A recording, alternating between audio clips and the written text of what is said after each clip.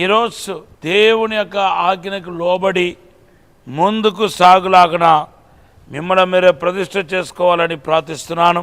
యేసుక్రీస్తు నామములో మీ అందరికీ శుభములు తెలియపరుస్తున్నాను. Praise lord. బాగున్నారా?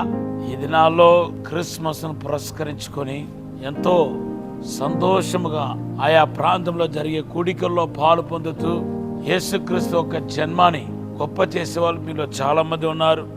మిమ్మల్ని బట్టి దేవునికి కృతజ్ఞతాస్తులు చెల్లిస్తున్నాను. రాబోతున్న దినాల్లో దేవుని యొక్క అసాధారణమైన అద్భుతమైన కార్యాన్ని మీరు పొందబోతున్నారు. త్వరగా దేవుని యొక్క నూతనమైన అసాధారణమైన కార్యం మీ జీవితంలో జరగబోతుందని నేను రూఢిగా నమ్ముతున్నాను. ఈరోజు దేవుడిచ్చిన వాగ్దానం అపోస్తల కార్యం 18వ అధ్యాయం 10వ వచనం. ఈ వాగ్దానం ఎత్తిపట్టి ప్రార్థన చేయండి. మీకు సాతాను పుట్టించాలని రాబోతున్న కీడు నుండి తప్పించబడ్డని మీరు చూడబోతున్నారు. ఇదే మీ వాగ్దానం. దేవుని బిడ్డలారా, యేసుక్రీస్తు యొక్క జన్మ మనకు తెలియపరిచే అద్భుతమైన సత్యాలు చాలా ఉన్నాయి. వాటిలో ఈరోజు ఒకటి మీకు చెప్పాలని ఆశపడుతున్నాను. అపోస్తల కార్యం 2వ అధ్యాయంలో జ్ఞానులు, తూర్పు దేశపు జ్ఞానులు బయలుదేరి మరి యేసును కలుసుకోవటానికి బెత్లెహేముకు వచ్చారు. అయితే 2 సంవత్సరాలు ఎంతో చక్కగా ప్రయాణం చేసిన వారు సరిగా ఇంకా కొద్దిసేపటిలో, ఇంకా కొన్ని గంటల పరిధిలో మరి యూదులకు రాజుగా పుట్టిన వారిని కలుసుకోబోతుండగా హేరోదు దగ్గరికి వెళ్ళిపోయారు. శరీరానుసారమైన వ్యక్తి దగ్గరికి, సైతానుకు గుర్తుగా ఉన్న వ్యక్తి దగ్గరికి, స్వార్థపరుడు, తనే బాగుపడాలి, తనే గొప్ప అయిపోవాలి, ఇంకొకరు ఎవరు రాకూడదని దురాలోచన కలిగిన వ్యక్తి చేతిలో పడ్డారు ఈ జ్ఞానులు. అయితే పశ్చాత్తాపం పడిన తర్వాత దేవుని యొక్క హెచ్చరికను వారు సీరియస్గా తీసుకొని మరలా దేవుని మహాకృపను బట్టి హేరోదు చేతుల నుండి విడిపించబడి ప్రయాణాన్ని కొనసాగించినప్పుడు దేవుడు వాళ్ళని ఆశీర్వదించాడు, వారిని స్మరించాడు. వారు తిరిగి వెళ్ళినప్పుడు క్షేమంగా వెళ్ళినట్టుగా మన పరిశుద్ధ గ్రంథంలో చూస్తున్నాం. ఈ వాక్యం నుండి ఈరోజు ప్రభు ఏం చెప్పాలనుకున్నాడంటే, దేవుడు ఏ రూపంలో నేను హెచ్చరించినా నువ్వు జాగ్రత్తగా ఉండు, దాన్ని సీరియస్గా తీసుకో.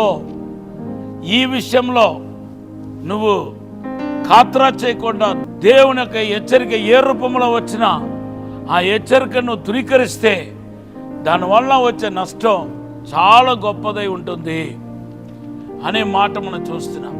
మీరు ఒకసారి ఆలోచించండి. మరలా జ్ఞానులు చేసిన తప్పే మరలా చేసి మరలా ఎవరో దగ్గరికి వెళ్ళి ఉంటే కనుక వీరు ప్రాణం దక్కకపోయేది.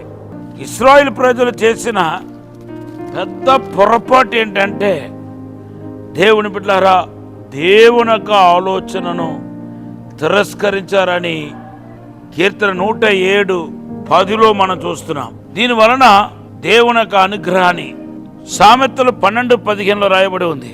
బుద్ధిహీనుడే దేవుని యొక్క ఆలోచనను తిరస్కరిస్తాడని రాయబడి ఉంది. అంతేకాదు సామెతలు 15:5 రాయబడి ఉంది, తండ్రి యొక్క ఆలోచనను తిరస్కరించేవాడు కూడా మరి వెర్రివాడైపోతాడని, కారు చీకట్లో ఆరిపోయిన దీపలాంటి వాడని రాయబడి ఉంది.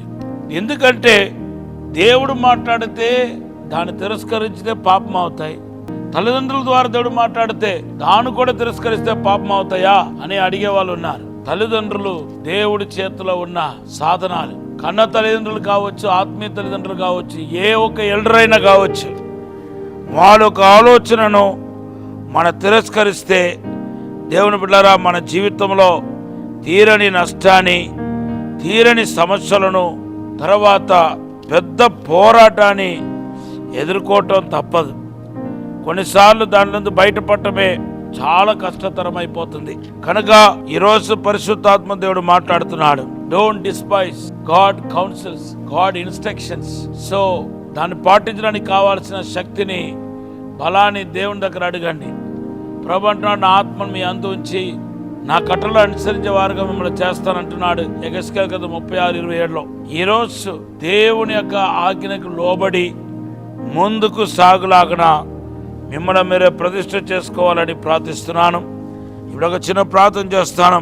పరిశుద్ధము నమ్మకమైన పరలోక తండ్రి, నీకు వందనాలు, స్తోత్రాలు ప్రభా. మా అధిక్రమాన్ని పాపాన్ని నీ రక్తములో కడగండి ప్రభా, పరిశుద్ధపరచండి ప్రభా, శుద్ధీకరించండి ప్రభా. విశేషమైన కృప ఇచ్చి, శక్తి ఇచ్చి, బలం ఇచ్చి నడిపించమని, అసాధారణమైన అద్భుతమైన కార్యం జరిగించమని యేసు నామములో అడిగి వేడుకుంటున్నాము తండ్రి. Amen. Amen. Have a blessed day. God bless you.